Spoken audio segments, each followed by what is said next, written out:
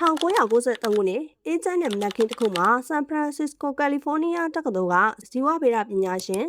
စင်တီယာကင်ယွန်ဟာသူမရဲ့ဓာတ်ခွဲခန်းထဲမှာအနုကြည့်မှန်ပြောင်းနဲ့ကြည့်လို့ရတဲ့တန်ကောင်လေးတွေကိုကြည့်နေခဲ့ပါတယ်။သူမကအဲ့ဒီတန်ကောင်တွေရဲ့ drive 2လို့ခေါ်တဲ့မျိုးရိုးဗီဇတစ်ခုကိုပြောင်းလဲပေးလိုက်ရုံနဲ့မယုံနိုင်စရာကောင်းတဲ့ရလဒ်တစ်ခုကိုရခဲ့ပါတယ်။အဲ့ဒီတန်ကောင်တွေဟာပုံမှန်ထက်အသက်2ဆအရှည်သွားခဲ့ပြီးတော့အသက်ကြီးလာတဲ့အခါမှာလည်းအင်အားချိနဲ့မသွားဘဲနဲ့ငယ်ရွယ်နှုတ်ပြိုနေစေရှိခဲ့ပါတယ်။ဒီတွေ့ရှိချက်တွေဟာလူသားတွေနှစ်ပေါင်းထောင်ချီလက်ခံလာခဲ့ကြတဲ့အယူဆဟောင်းကြီးတစ်ခုကိုရိုက်ချိုးလိုက်တာပါပဲ။အိုမင်းချင်းဆိုတာခန္ဓာကိုယ်ကြီးကကားတစ်စီးလိုဟောင်းနှမ်းသွားတာမျိုးမဟုတ်ဘဲနဲ့ကျွန်တော်တို့ပြင်ဆင်ပြောင်းလဲလို့ရတဲ့ဇီဝဗေဒဆိုင်ရာပရိုဂရမ်တစ်ခုဖြစ်တယ်ဆိုတာကိုသက်သေပြလိုက်တာပဲဖြစ်ပါတယ်။လူသားသမိုင်းတစ်လျှောက်မှာအိုမင်းချင်းကိုတဘာဝတရားရဲ့ဖြစ်စဉ်တစ်ခုအဖြစ်လက်ခံခဲ့ကြပေမဲ့ခေတ်သစ်သိပ္ပံပညာရှင်တွေကတော့အိုမင်းချင်းကိုယောဂတစ်ခုအဖြစ်သတ်မှတ်ဖို့စ조사နေကြပါတယ်။အိုမင်းချင်းကိုတဘာဝတရားလို့သတ်မှတ်ထားတာမျိုးမဟုတ်ပဲ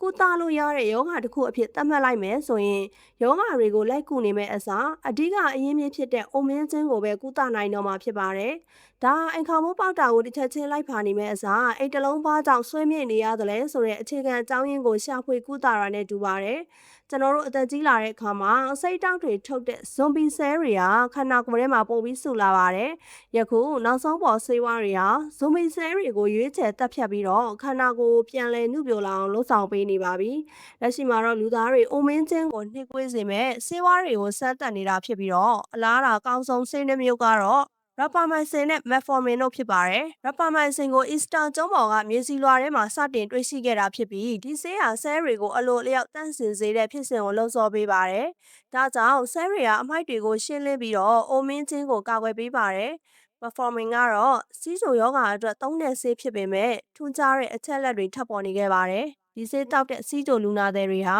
စီးချိုမရှိတဲ့ကျန်းမာရေးကောင်းတဲ့သူတွေထက်တောင်အသက်ပိုရှည်နေတာကိုတွေ့ခဲ့ကြပါတယ်။ဒါကြောင့်အမေရိကန် FDA ကဒီဆေးကိုအိုမင်းချင်းကိုတားဆီးနိုင်တဲ့ပထမဦးဆုံးဆေးအဖြစ်တရားဝင်စမ်းသပ်ခွင့်ပေးလိုက်ပြီပဲဖြစ်ပါတယ်။ဒါတွေဟာပုံမြင်နေမဟုတ်ပဲလက်တွေ့စမ်းသပ်လို့ရတဲ့သိပ္ပံနည်းကျတဲ့အောင်မြင်မှုတွေပဲဖြစ်ပါတယ်။နောက်ထပ်နိုဘယ်ဆုရှင်ယာမာနာကာရဲ့တွေ့ရှိချက်အရလူကြီးဆဲတွေကိုကလေးဆဲတွေထိရောက်အောင် research ချလို့ရတဲ့နည်းလမ်းတွေကိုတွေ့ရှိထားပါတယ်။ဟာဗတ်တက္ကသိုလ်က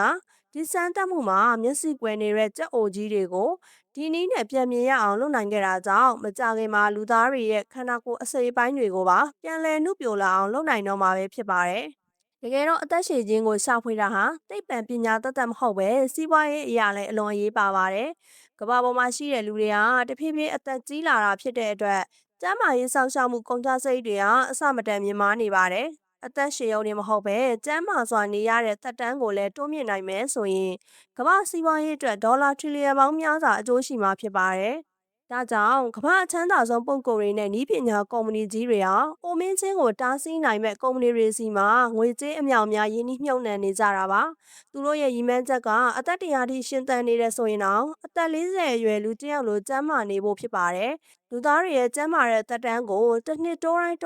ကမ္ဘာစီးပွားရေးအတွက်ဒေါ်လာ38ထရီလီယံလောက်တန်ဖိုးရှိမယ်လို့ခန့်မှန်းထားကြပါတယ်။သိပ္ပံပညာရှင်တွေကကျွန်တော်တို့ရဲ့ DNA ထဲမှာရေးထားတဲ့သက်တမ်းကုန်ဆုံးရက်ကိုခဲပြတ်နဲ့ပြန်ဖြတ်လို့ရတယ်ဆိုတာကိုသက်သေပြပေးနေပါပြီ။ထာဝရရှင်သန်ဖို့ဆိုတာကဝိနေဦးမှာဖြစ်ပေမဲ့အသက်100ကျော်ရင်တောင်အသက်40အရွယ်လိုကျန်းမာတန်ဆွမ်းနေမဲ့ထာဝရနှုတ်ပြခြင်းခင်ဟာတကယ်ကိုနီးကပ်လာနေပြီပဲဖြစ်ပါတယ်။ယခုလိုဘူးတူတိုင်းရစရာတွေကိုအမြဲတင်ဆက်ပေးမှာဖြစ်လို့ channel လေးကို follow လုပ်ထားဖို့မမေ့နဲ့အောင်နော်။